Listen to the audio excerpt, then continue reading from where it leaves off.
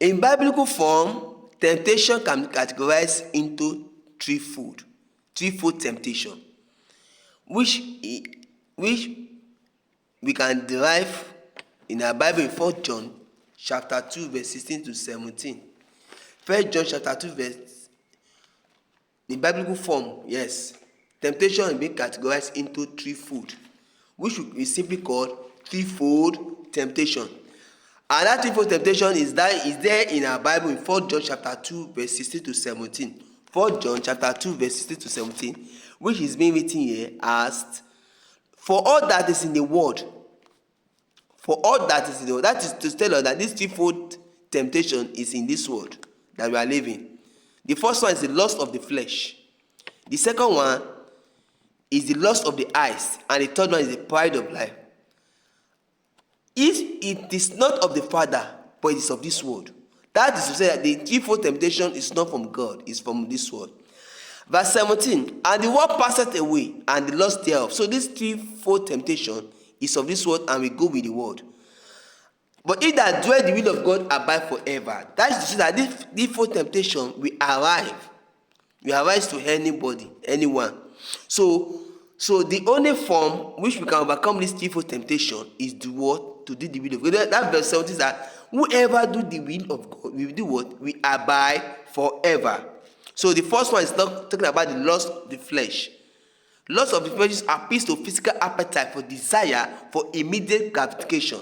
It's written in Galatians chapter 5 verse 16 to 17. There you see the work of the flesh, the lust of the flesh. Galatians chapter 5 verse 16 to 17. Galatians chapter 5 verse 16 to 17. Galatians chapter 5 verse 16 to 17. Let's read it, see what he has for us there. Galatians chapter 5 verse 16 to 17. For this I say, work in the spirit, and in that shall not fulfill the lust of the flesh. For the flesh lusteth against the spirit, and the spirit against the flesh. And these are contrary the one another, so that he cannot do the things that he would. But if he live by the spirit, he will not be under the law. Now the works of the flesh are manifest, which are this. That is the threefold temptation. The first one, lust of the flesh, are what? Adultery. That means married man, married woman go to have sexual intimacy outside the marriage. Fornication, those who have not yet married, to be involved in sexual intimacy. Uncleanness, lasciviousness, verse 20. Idolatry, witchcraft, hatred, variance, emulation, wrath, strife, sedition, heresies, envy, murders, drunkenness, revelings, and such as which I tell you before, as I have told you in time past, that they which do such things shall not inherit the kingdom of God. You see, they shall not do what?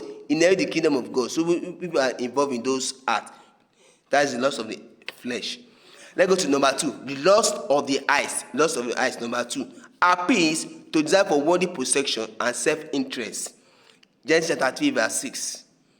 Genesis chapter 3 verse 6.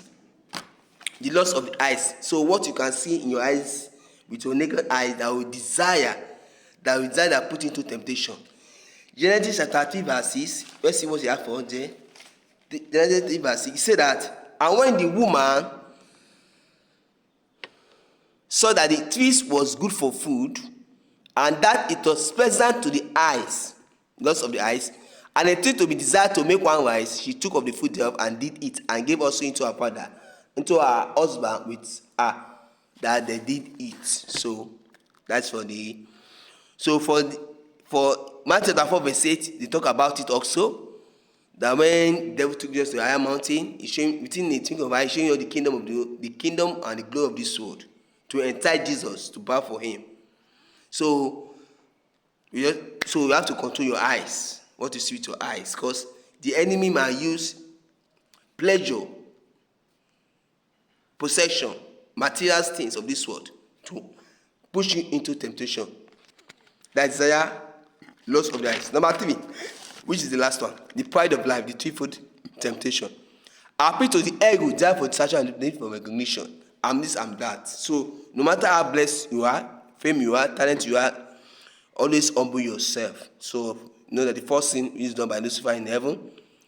Pride fills his heart. And the Bible is written in Proverbs chapter 7, verse 18 to 19, that pride go before destruction. So in which or any manner that you find yourself, in pride position, just know that the Bible has said that pride goes before destruction. So God bless you. God bless us. Thank you very much.